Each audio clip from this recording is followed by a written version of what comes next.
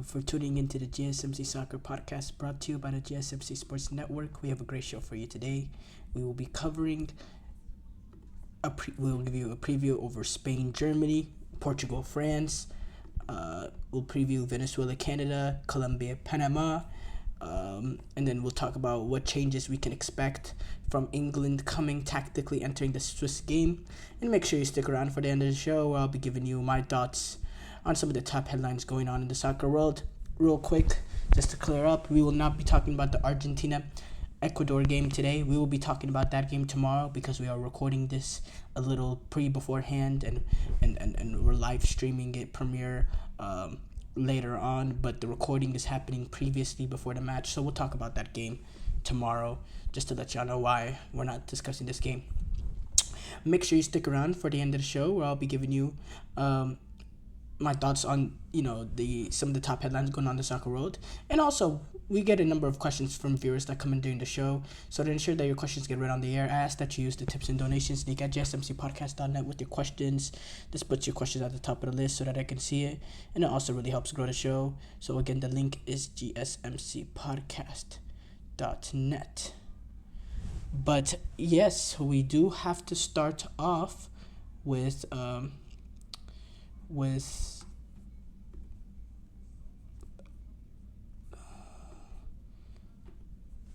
Spain, Germany. First match of the quarterfinals at these European Championships will start tomorrow. We get one cracker of a game to start it off. The potential final before the final. The two best teams that have been competing at this tournament so far. And man, we have one cracker of a game in my opinion. So much quality, so much class. You saw this game in the World Cup. We saw this game in the World Cup a year ago, or now about a year and a half ago. We saw that there was real quality there amongst these teams. And both teams have not only gotten better. That World Cup, they both went on to have a poor World Cup. Germany got eliminated in that World Cup in the group stages, while Spain went on to get eliminated in the round of 16 by Morocco.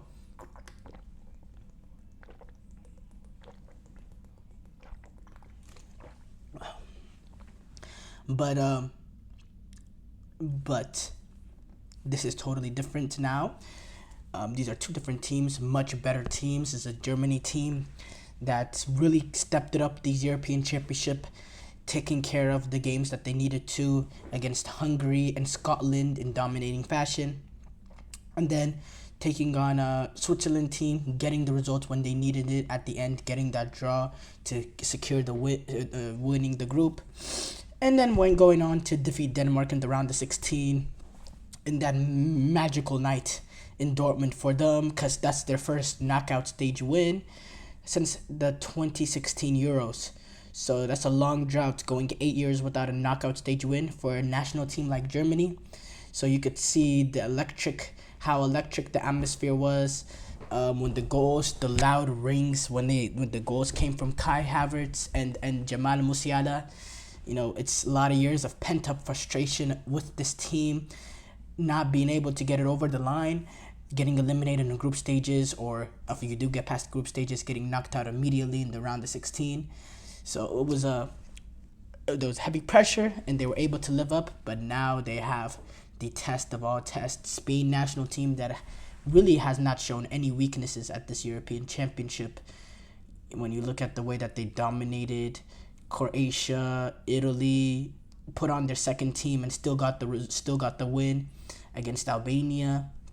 And then the way Georgia, they were tested with some adversity early by conceding an own goal by Lenormand. But then going on to really control that rest of the game, to find the breakthrough, to find that moment to equalize. And then, everything from then on was smooth sailing from there in terms of how Germany were able to control the game. So, hats off to Germany. Hats off to Spain, how they were able to control the game. They're a brilliant team. I think this is going to be very open ended. Sometimes you see like these sort of big games, they don't live up. They become cagey, they become tight, they become pragmatic. I don't see that happening with this game. I think these are two teams that are going to go for it. Their mentality is to go for it, to go forward. You're going to see the contrasting style of Spain wanting to control possession of the ball, and Germany with their high intensity, high pressing, high line. I feel like might actually have more of the ball in this game, in the fact that I think Spain have shown an element of that they don't need really to control the ball to win the game. They can win the game on direct individual moments like they did against Croatia. And I thought I thought the team with the most quality Spain played was Croatia in terms of midfield and attacking talent. And I thought Croatia actually was able to generate opportunities, was able to retain the ball on Spain. This is not the same Spain of before where they control every single game possession. No matter who they're playing, they will control possession. This is a little bit different. I think against the weaker teams, they will dominate possession, like they did against Italy and Georgia. But against some of these better teams, I think that I don't, I don't think they necessarily, it matters to them whether or not they have possession of the ball or not. I think the way Nico Williams and Lamine Yamal can be so vertical, and by the way, for me, that's a huge, huge part of this game. Nico Williams going up against Joshua Kimmich. You see the way Vinicius Jr. was able to torch Joshua Kimmich for that Champions League semifinal. What he did in that second half, that first 20 minutes of that second half, it was just go to Vinicius and let him work. And it was going right up and down that side against Joshua Kimmich. I think Nico Williams can provide that sort of level of activity and danger to Joshua Kimmich. I really think he could. Even on the other side, depending on who Nagelsmann go with, has been Maximilian Mittelstadt for a few games in this tournament, but then he changed it up against Denmark and played I'm forgetting, he played Raum there, who gives you a little bit something forward, a little bit more forward. I don't know who he will go in this game, but it's very important for Germany's fullbacks to control Spain's wingers one-on-one, because Spain wingers, the directness, the verticality, their ability to beat their man and open up space for their teammates is a really, really deadly part of this team. Is a really, really deadly part of this team. So I'm really interested to see how Germany will limit the impact that Lamine Yamal and Nico Williams have on this game, because that's game changing. I think Alvaro Morata, he's going to have to be clinical with the opportunities he gets. He is Spain's leading goal scorer at the European Championship. Since that opening goal that he scored, he hasn't scored a goal at this tournament. With the opportunities that come and land at his feet, I think he has to be clinical. Germany are going to play really, really high. And that there will be space for Nico Williams and Lamine Yamal and Alvaro Morata to play, to be vertical and to make those runs in behind. So I don't know. I think this is a dangerous outfit for Germany. I think for Germany, being able to break Spain down might be a little bit of a weakness. We see in these games against Switzerland, Germany lacked that just a little bit of cutting edge at certain moments. And in certain moments, they lack that cutting edge, which, can be really really dangerous in a game like Spain, where you might not have as much of the ball. You have to take advantage when you have your opportunities come to you. Kai Havertz cannot be wasteful. You saw in this game, he went with this game against Denmark. He decided to go with a little bit more pace and took out Wirtz, who in my opinion was having actually a pretty good tournament, and instead went with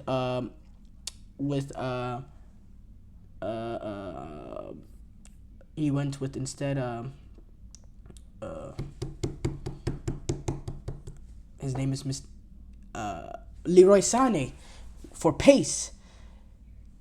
Yes, Leroy Sané provides pace, but Leroy Sané has been completely out of it in this tournament. Let's just be for real. He's been completely out of it. Nowhere near the level of player that he has been at the beginning of this tournament. I mean, since not the beginning of this tournament, he was bad in that opening game against Scotland too. But he's nowhere near been the level that we've seen of Sané at his absolute peak. I don't think Sané is the answer. Now, I think Verts and Musiala, they could be beneficial together. You do lack that a bit of verticality with both of them playing, but with bringing Verts in, I think it allows you to control more of the ball, and that could be important going up against Spain team who have players all over the pitch that were comfortable on the ball. They're very good at keeping possession as a team, and I think bringing in a guy like Florian Wirtz, because you bring in a guy like Leroy Sané, you make it more of a transition game, and he's not a guy that the ball will stick to. You bring a guy like Florian Wirtz in, yes, you get less verticality, but you also have more control of the ball, and that could be beneficial in if there are times that Spain are pressuring you and have a sustained run of play in your own half, and you need to sort of outlet. I trust Florian Wirtz to be able to retain the ball and spring an attack than Leroy Sané. Leroy Sané, that's not his type of player. He's the type of player that wants to go in behind, and overall Leroy Sané just had a very poor tournament. So for me, you have to bring in Florian Wirtz back in. I think midfield is important. Andrich, Kroos, Gundogan, Wirtz if he comes in as well, because he is part of the front three, but he also drops into the midfield and helps retain the ball. So, but specifically those three, they have to do they have to be able to match up with Spain's midfield in terms of Spain, the way they're able to retain the ball. Germany have to be as efficient in terms of ball retention, which I believe they will be, because they do have real quality. But winning that midfield battle is also very, very big against a team like Spain. Prediction time coming up. I'm gonna say Spain wins this. I think overall Germany has shown just a little bit of weakness that Spain has not shown. I think Spain is a little bit more vertical. I trust Spain to get the breakthrough more than Germany, and I just think that Spain have not shown any weaknesses at all, and I think they continue to ride this momentum past Germany, who in my opinion still had a successful European Championship despite as a host nation going out in the quarters. But yeah, I think this is the end of the road for Germany. Short break here coming up. When we come back, we'll be previewing Portugal versus France. I feel like I'm losing my mind. Is everybody in the world blind? Please, Lord, give me a sign, a sign. I feel like I'm losing my mind. Is everybody in the world blind? Please, Lord, give me a sign, a sign. I wanna be the greatest. Everybody on the fake shit. I look around and feel like everybody is the fakest. I make this every day and I'm impatient, hoping one day I blow up from the basement. Statement, the top is so vacant. I don't hear shit that I think is amazing. Waiting for my day when I'm playing sold out shows for 1,000 faces. Hey, give me that crown, get in my way and to be put down. It ain't your place, all this my town. If I want that shit, then I'll get it right now. I'm losing it, the noose it fits, some losing shit, a stupid myth. You choose to live or choose to dip, you choose to fight or lose your grip and lose a gift. I feel like I'm losing my mind. Is everybody in the world blind? Please, Lord, give me a sign, a sign. I feel like I'm losing my mind. Is everybody in the world blind?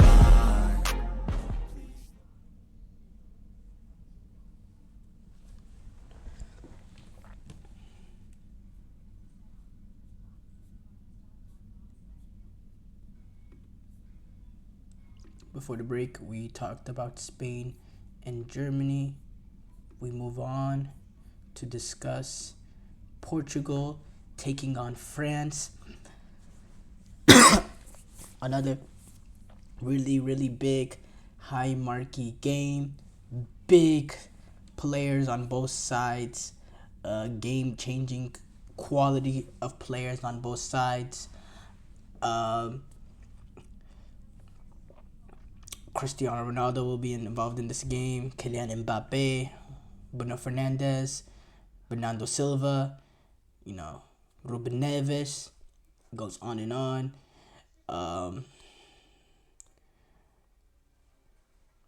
Look, I don't want to disrespect Portugal in any, I don't want to disrespect Portugal in any sort of way. But for me, I think there's a clear favorite in this, at least for me, despite, Portugal being a big nation, big football nation in terms of how they're perceived, especially since Ronaldo being involved in the setup. But for me, I think France are the clear favorites in this game. I think France has had a poor European Championship, just like England, just like Portugal.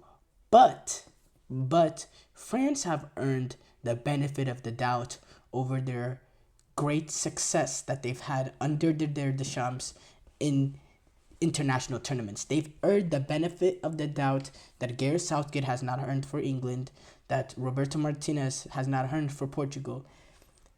That's why I'm much lower on Portugal and Germany. I mean, Portugal and Spain, Portugal and England than I am on France. Despite France has been woeful in this tournament. 4 games.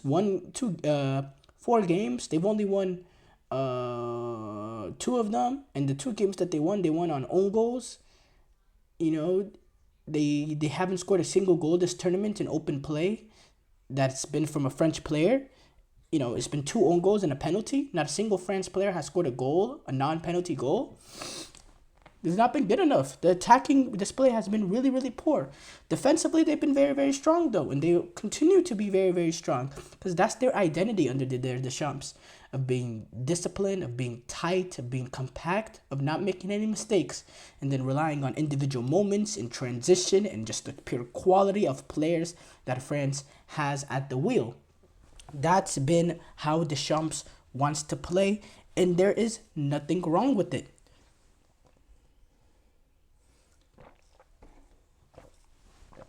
They have a World Cup because of it.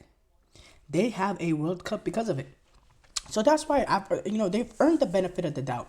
And in a game that I think 2 teams are coming in struggling, I'm gonna go with the team that has the experience, that should be trusted more, that has the belief that they can win this game. Portugal, yes, they do have belief because they're Portugal and they have quality players, but they've been so poor. Minus that Turkey game, which kind of once Turkey's once that own goal and that second goal where you passed it into the back of the net, like that game was basically done. But Portugal, they've really struggled being able to break down and a team. They've shown no real cutting edge. They move the ball slow. Bruno Fernandes, Bernardo Silva both have had very poor tournaments. Just no real lack of quality, no real intent, no real style, or no real thinking. Like, we can't really tell how they're trying to get the goal. It's all move the ball side to side and eventually lump in across or play in a ball that just does not fit. Like, there's been nothing that we have seen from Portugal that really gives us confidence that this is a team that can go in and generate many good chances. Despite having so much possession of the ball in all their games, they have not created much good chances at all. They have not created very much good chances. Despite completely dominating the game against Slovenia for the 120 minutes, the 2 best chances came to Benjamin Sesko. The Portugal chances were pedestrian. You were watching that game and you never thought they were going to score. Besides, obviously that penalty miss is one thing, but besides the penalty itself, you never thought Portugal were going to score. They just look so lifeless and lethargic. And if you don't look like you're going to score against Slovenia and Czechia, how are you going to find the breakthrough against France? A France defense that will keep it very tight. How are you going to find the hole against them? It's impossible. Also, you're playing with Ronaldo. How are you playing? How is Ronaldo surviving 120 minutes at age 39? How is he still on the pitch at age 39 throughout the duration of a full 90 minutes and extra time? How is that possible? How is that possible? How is it possible that he's being allowed to take free kicks from basically the corner flag almost and having a shot at goal? How is that possible? It is clear Roberto Martinez in general, the leadership amongst this team has created an atmosphere that's conducive to Ronaldo thinking he can do, like, that he controls it all. Even in the Georgia game, in a game that didn't matter, he gets subbed off. He's having an attitude or reaction or angry reaction. Like, let's be for real. It's not a good place that that Portugal finds himself in. It's not a good place at all. It's a dangerous place. And in this situation, I really think they'll be able to find that breakthrough of a goal. I really don't see how they'll get the breakthrough. I think France, I think as Portugal keep getting possession, and they keep, they're gonna control the possession of the game, and they're gonna gradually progress. I think as the game goes on, and as they get more frustrated that they can't break down the French defense, and they start pushing more guys forward, the fullbacks start getting higher, the center backs start getting split out, trying to really go for it. I think then they'll fall into the French trap, and then there'll be a counter from the quality that Mbappe has, or Dembele, or Thuram, or Griezmann, or whoever plays. I think that will get them, because you see Pepe and the mistake he made against Benjamin Sesko.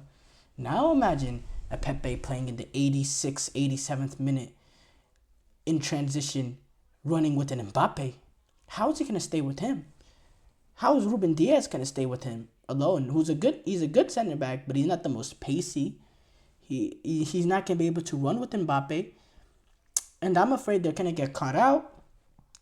And I don't see this game being a high goal scoring type of game. I think both of these attacks have been just too lethargic, not at the levels that they should be based on the quality that they have. So I don't see, a shootout of a game, a 3-2, a 4. No, we're not getting that. It's going to be like a 1-0, maybe a 0-0, go to penalties type of game. It's going to be very, very, low scoring. We'll get a boring game. We will get a boring game. The way France and Belgium did not live up to nothing, this Portugal-France game will not live up to what Portugal-France should be. It will not be a high-quality game. It will be boring. It will be tight. It will be cagey. And there'll be a deflection for France that gets them through, like against Belgium, or another own goal, or something of that sort. Something ridiculous, because let's just be for real. France, in the way that they play, it's hard to get a really high-quality game going up against France. And Portugal, again, Portugal is just a hard team to watch, in my opinion. I just don't like watching these teams that just have so much possession of the ball but can't create a real opportunity. And that's what I'm seeing. So much possession of the ball, so much control in the game, brilliant individual players that play nowhere near the level. I mean, Bruno Fernandes has been shocking this tournament. João Cancelo has been really good, but Bruno Fernandes has been shocking. Bernardo Silva, he's got to the goal, but he doesn't pick up the pocket of spaces that he does at Manchester City, where he's really lively and dangerous in the most dangerous areas that he can be most effective. You don't see that from Bernardo Silva here. So yeah, if I have to predict, I will predict France moves on 1-0, a goal in transition, coming probably late in the first half or early in the second half, or somewhere throughout the second half, and France goes on to reach the semifinal. Showbreaker coming up. When we come back, we'll be talking about Venezuela, Canada, and Colombia, Panama, quarterfinal matchups of the Copa America. Looking for your daily fix of sports talk without having to pay for it? GSMC Sports Network is available on YouTube. Just search GSMC Sports Network. Get your fix of daily sports talk shows on YouTube, absolutely free. NFL, college football, NBA, MLB, MMA, UFC, fantasy football, and so much more. GSMC Sports Network has shows running all day long, with new sports shows starting every 2 hours. Just like on your favorite cable sports channel, except GSMC Sports Network is absolutely free. Just search GSMC Sports Network on YouTube to catch one of your new favorite shows, like the GSMC College Football Podcast, Chip Shot Football Podcast, Hoops and Heels Women's Sports Podcast, GSMC Basketball Podcast, and so many more. Check it out for yourself. GSMC Sports Network, now available on YouTube absolutely free. Search GSMC Sports Network on YouTube right now.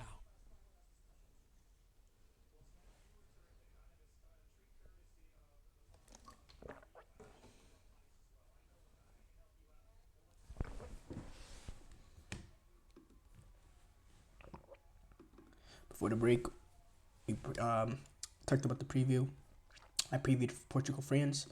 We move on to preview the quarterfinal matchups. Some quarterfinal matchups we'll be getting on throughout this weekend. Venezuela taking on Canada, and which is happening. Venezuela Canada is actually happening.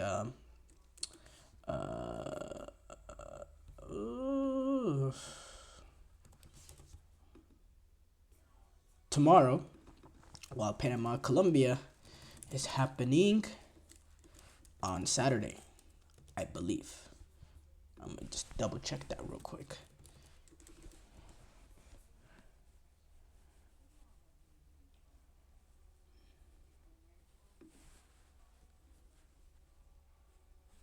Yeah, Saturday. Let's start off with the first game happening though. Canada versus Venezuela. In my opinion, one of the very most interesting ties coming up.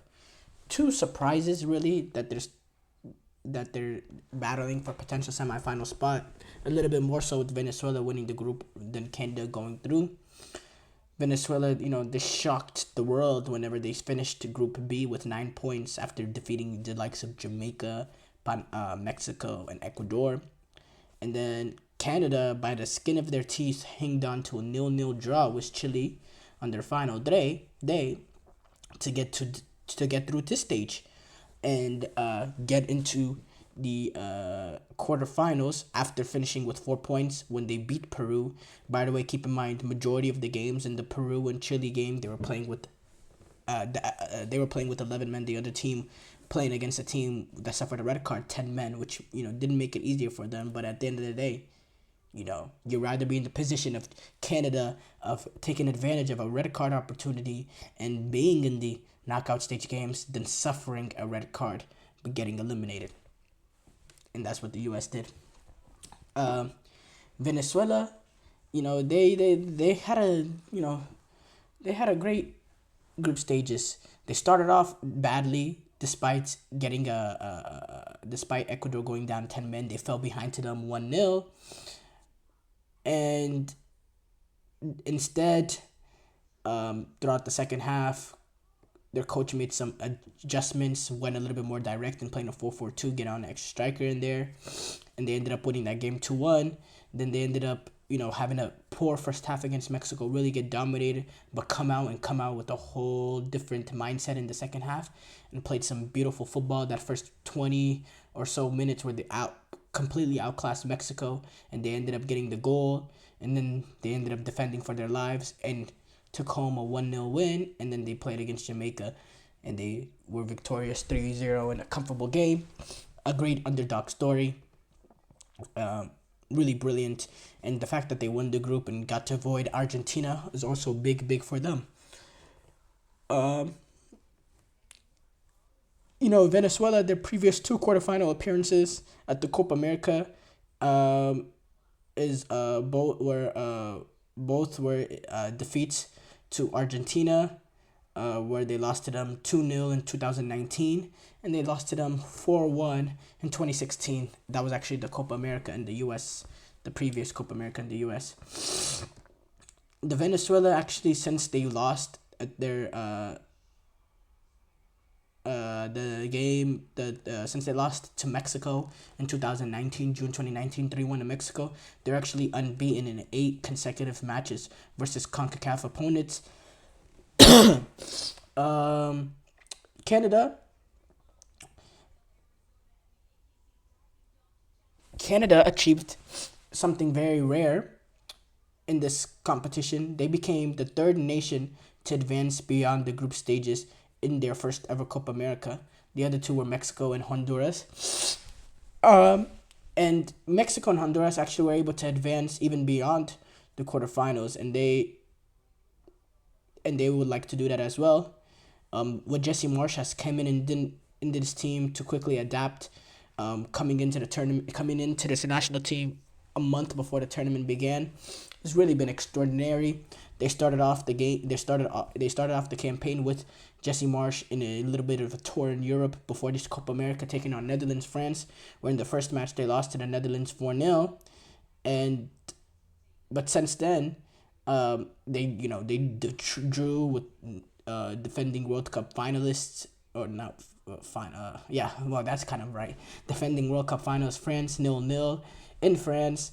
And then they had that game against Argentina in the opening game, which was not horrible, but they did lose 2-0. And then they went on to beat Peru 1-0, with the transition moment going against 10 men. And then they beat I believe they beat no, and then they drew with Chile 0-0, which got them through. Uh, Look, Canada, they're very, very resilient, but this is a sort of match that, will really require not just resilience, but quality, and they need a good style of play and experience. There's not much experience in Canada in terms of playing a knockout stage game. Venezuela, they do have the likes of Rondon, who has had a very good tournament, scored multiple goals now. So yeah, Venezuela, obviously they're entering this game as the group winners. So they're coming in with confidence. Canada are coming in with the better quality of players, though, with Alphonso Davies, Jonathan David, Kyle Laren. They have the more quality of player. Tajon Buchanan being out, big loss for them, really big loss for them. But but at the end of the day, it's something they have to get past. But Canada, don't disrespect them. They do have quality still.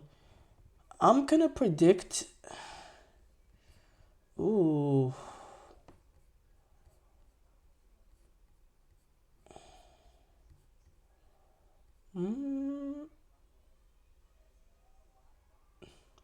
I'm gonna say Canada. They go on 1-0.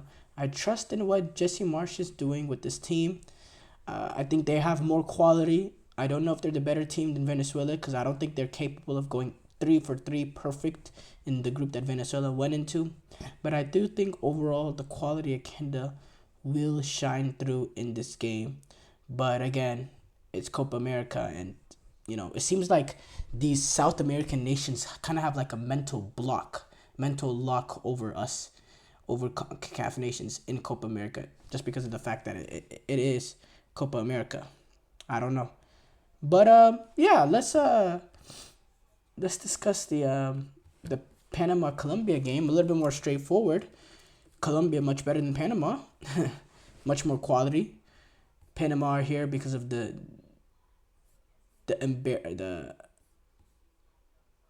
what's the word? The shortcomings of the U.S. Now Colombia will battle Panama in Arizona in State Farm Stadium. Winner of this game will take on Uruguay and Brazil. But let's be for real. Colombia have much more quality than them. It should be easy for Colombia. They're on a ridiculous 25-game unbeaten streak. Panama, they're going to go with that back five and play very, very compact and tight and try to just take advantage of moments that they can play out. But apart from that, Colombia, if they're able to get a goal early, this is going to be completely comfortable. It's going to be a wash for them. They are the much better team. I think Uribe is going to be the one that starts in midfield. since Jefferson Lerma will be suspended. Other than that, though, Colombia full national team. Adalberto Carrasquilla, he's going to be available for Panama after the ban. And Jose Rodriguez, he's very doubtful.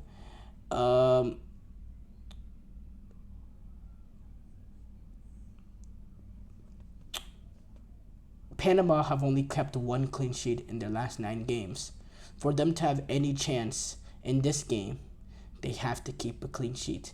If they concede a goal, they will not have the quality to come out against Colombia. And then if they have to play out, they will really, really get pressed and they will really get suffocated, because this Colombian team, you saw what they did against the U.S. in D.C. in that friendly game. They play high intensity and they can really make you suffocate. I just think the quality is just too big of a difference. Anything can happen on a day of football. But for me, maybe if you move this game and you play this game in Panama City, maybe that gives Panama a chance with that home crowd, the home atmosphere, home advantage. But the way Colombia, they're going to pack the stadium in yellow, the way that the fans have traveled in this tournament, because now I understand there's a real belief amongst Colombians with this team. This is a team that's been unbeaten for a very, very long time. They have some quality on the team. They got James playing to his top level, who's going to be very important in this game to break down Panama's low block. Yeah, for me, Panama gets this done. I predict 3-0. Colombia gets this done. I predict 3-0, comfortable game, and they move on to potentially take on Brazil again or take on Uruguay instead. Well, we shall see. Short break here coming up. When we come back, we'll be talking about England.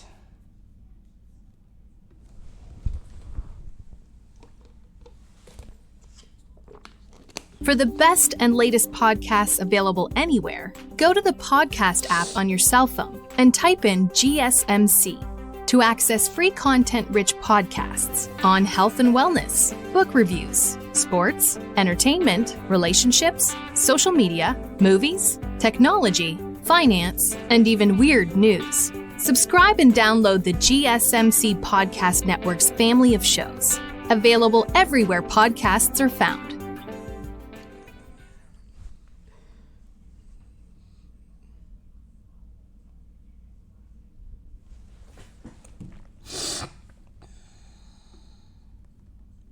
Before the break, we talked about some of the quarterfinal matchups coming in Copa America, previewed those sort of games.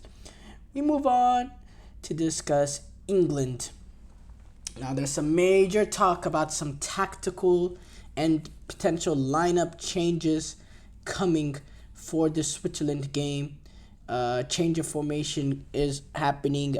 Apparently, rumors coming out or sources coming out talking about, big changes, potentially switching to a back 3, back 5 hybrid for this game, which, Gareth Southgate, that's been traditionally his MO at previous international tournaments, going back to the 2018 World Cup, 2020 Euros.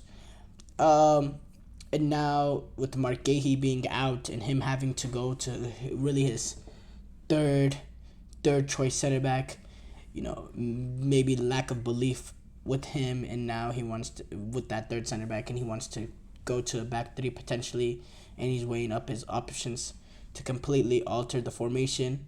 And also at the same time, that does give you an opportunity, because that does give you a chance to match up with Switzerland, because Switzerland traditionally, or they have with Murat Yakin, they do play that back, 3-5-ish or so. That kind of shifts around though, because it's a little bit more fluid, because they have a natural fullback in as the left center back, and then they have Ake Shar Ndoye. He's a winger that's kind of deployed as the right wing back, a little bit different there. And then Abishar, he's not really they play a little bit different, but they have a chance to match them up in the way that they play, which I don't think England should be necessarily that worried about that. This potentially for England could this potentially could lead to players playing in positions that they haven't played in a while. Like Bukayo Saka, he might be left wing back because, let's be honest, Luke Shaw, he's not seeing a minute in this tournament. I don't see it. Hasn't played since February. Think he's in the squad, really, because, just in case, but I don't see really him playing at all.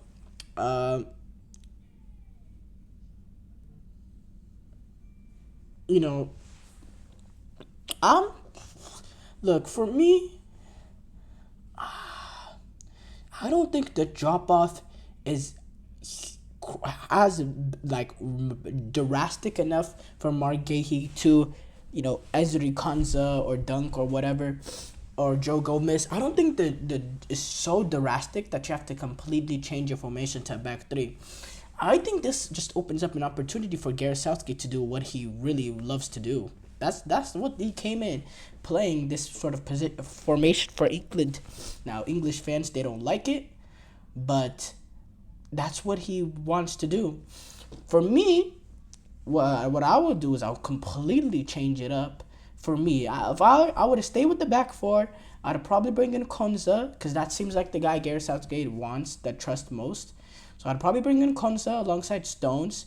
I'd put Trent Alexander-Arnold on the right side as a right fullback, because England, if they want to be able to retain possession of the ball and really go forward going, then put your best right back with the most quality going forward as right back and find a way to protect him defensively. That's what the best managers will do.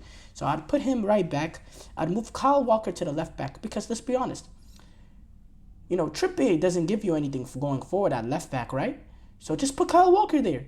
If Trippier doesn't give you anything going forward, then just put Kyle Walker there so you can get in Trent. I don't understand. It's not rocket science. And then midfield, I play Bellingham and Declan Rice, the double pivot. You drop Phil Foden back in midfield so he can play where he is naturally. He doesn't have to get put on any sort of island. And let's be honest, playing on the left-hand side, he has, he could play there, but he doesn't provide verticality playing there. So that's why I'd bring in a guy like Anthony Gordon there that provides you verticality. And then I'd keep Saka on the right. And I'd put Kane up top, because Kane, he's going to drop down a few times in midfield. Just naturally, that's what he likes doing. And he's going to try to find runners. And there's nobody moving. There's nobody making those vertical runs. That's the problem with playing Phil Foden in midfield. Nobody making those vertical runs. Nobody there.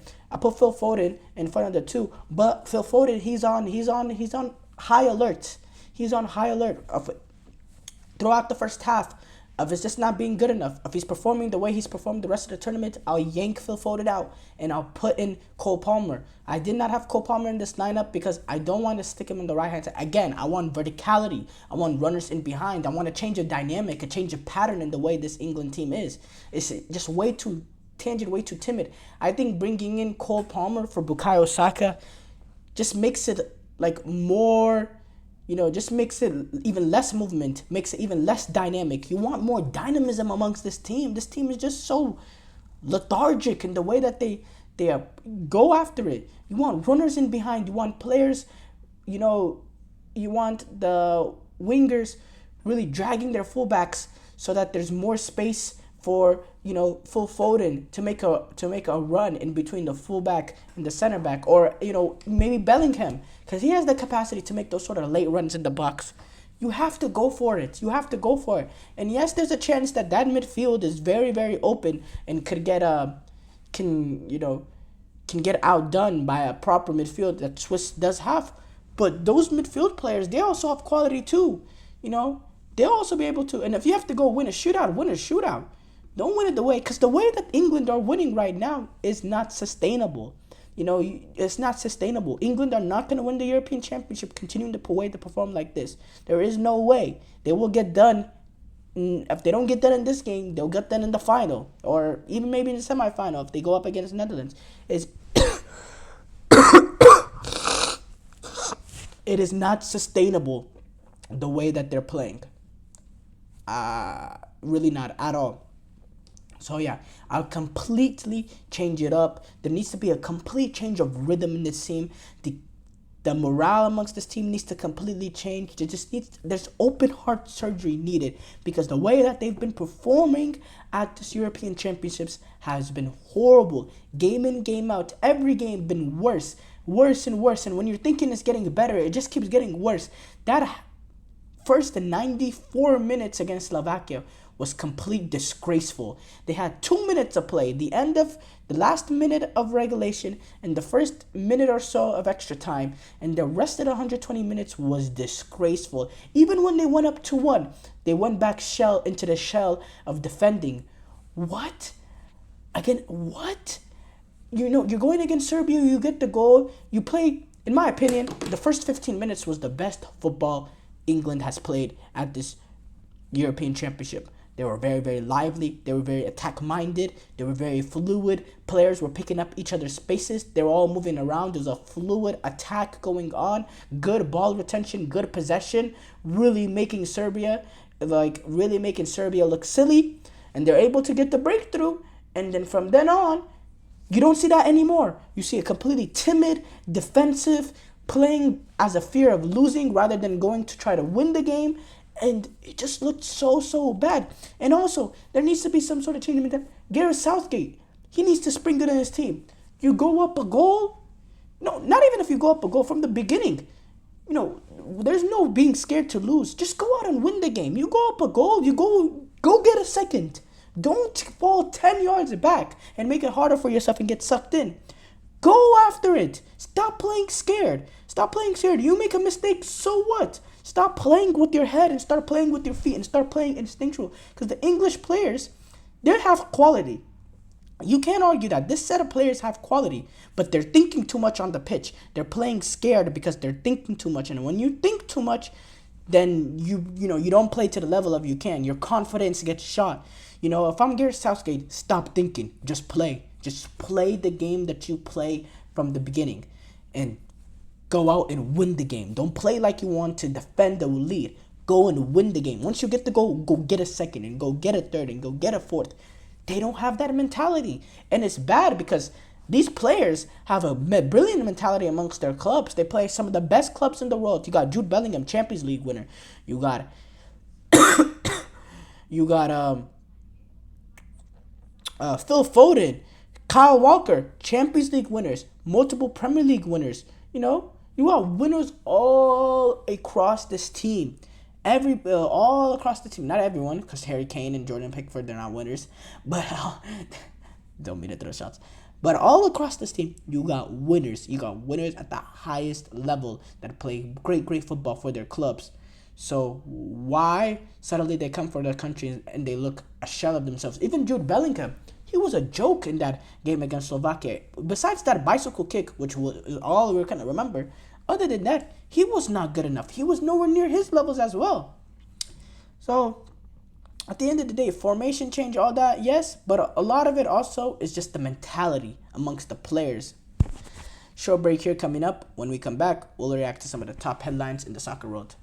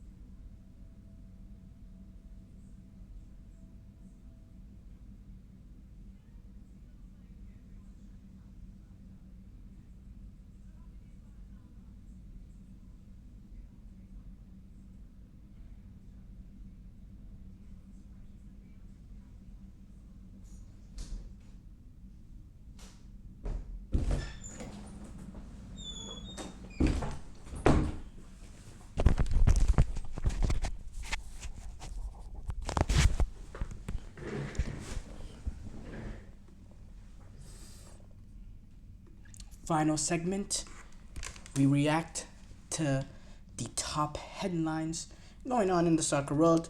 Obviously, the quarterfinals of the Copa America kicks off in about 58 minutes or so, while Argentina take on Ecuador. There's also the quarterfinals of the European Championships that will kick off tomorrow, with France taking on Portugal and Spain taking on Germany. Obviously, massive storylines. I think the biggest news that came out so far up to this point today, or one of the biggest news, don't want to get caught in saying which, get in trouble for saying something is more news relevant than the other. But something big that came out is Erik ten Hag. Whenever he was we were told that they're gonna retain Erik ten Hag. Also came out that they're gonna try to extend Erik ten Hag. At the same time, while extending Erik ten Hag, they negotiated some sort of, deal with him amongst less control over transfers coming in, and allowing the people running the football operations to do more of that, and just keeping him kind of only amongst the pitch side of it. But Erik ten Hag, he has extended his contract with United. The club confirmed it today. The deal runs until 2026, and he will keep the title of first team manager. And United triggered a 1-year option. ESPN sources have told certain outlets that there are discussions talking about revamping Ten Hag's backroom staff, and they're bringing in Ruud van Nistelrooy, who was actually just manager PSV not too long ago, and Rene Hack to arrive at Old Trafford. He said, "I am very pleased to have reached an agreement." Erik ten Hag said this. I'm very pleased to have reached an agreement with the club to continue working together. Looking back at the past 2 years, we can reflect with pride on 2 trophies and many examples of progression from where we were when I joined. However, we must also be clear that there is still a lot of hard work ahead to reach the levels expected of Manchester United, which means challenging for English and European titles. In my discussion with the club, we have found complete unity in our vision for reaching these goals, and we are strongly committed to making that journey together.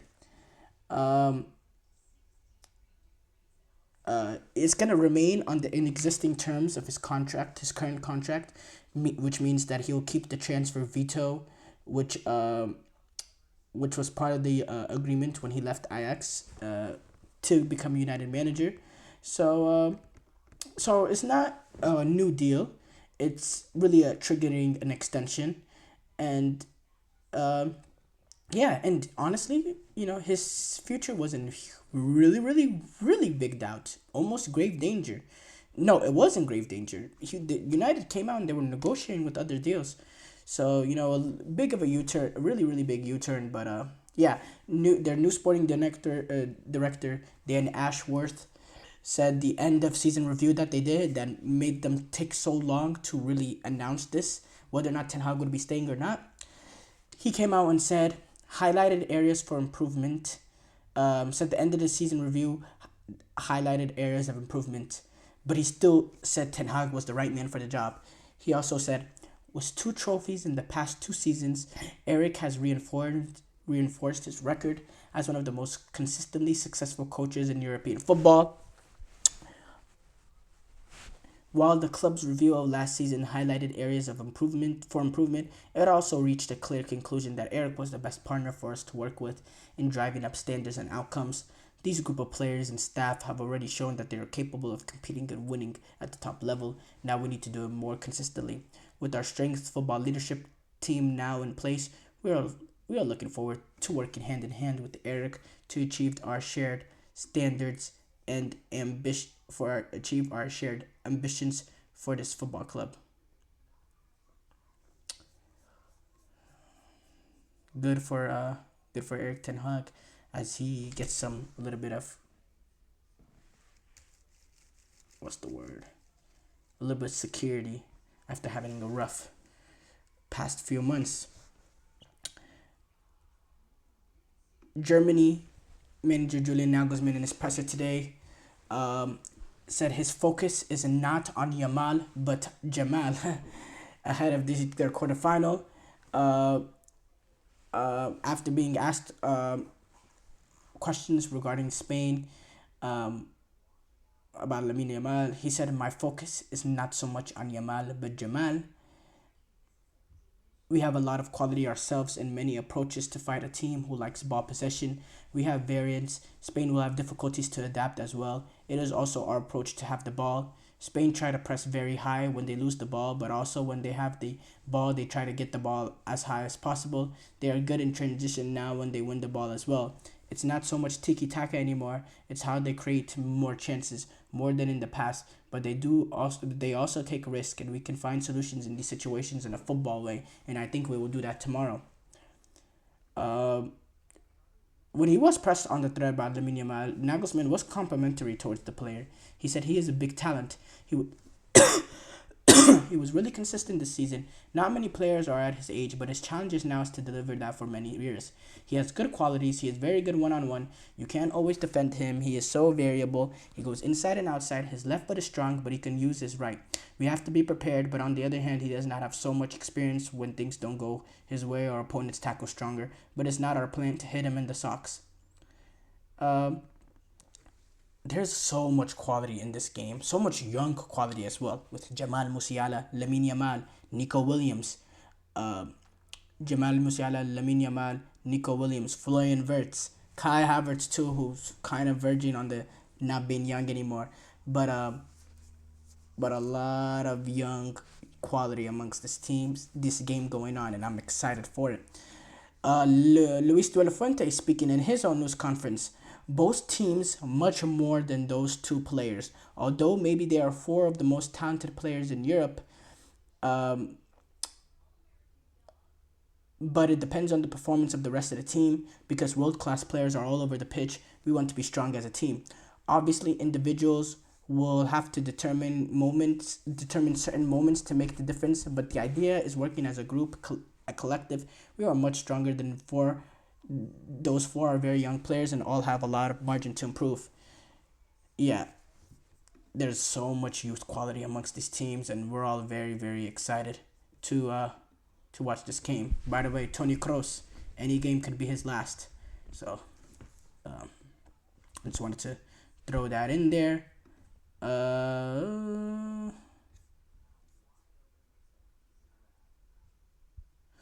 It's announced that Bayer Leverkusen, they're going to open up their Bundesliga season going up against Mönchengladbach in their title defense, and they're going to continue their medium domesticated run. Yeah, that's who they'll kick off their tournament against. They're the Bundesliga, their title defense against.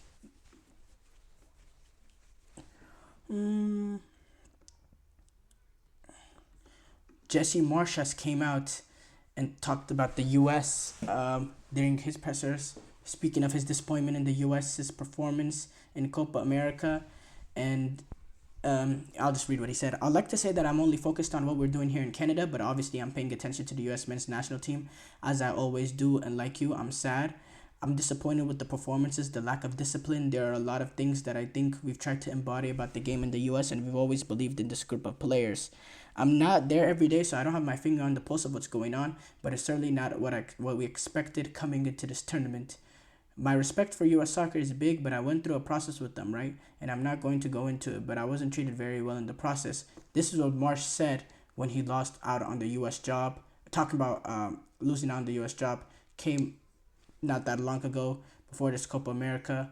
So, just for context. Thank you guys for tuning in to the GSMC Soccer Podcast, presented by the GSMC Sports Network. Your support means a lot to us, so please remember to subscribe and leave a positive review. It really does make a difference. We also invite you to follow us on Facebook, Twitter, TikTok, and Instagram for more content and updates. Thank you once again, and have a wonderful, wonderful day.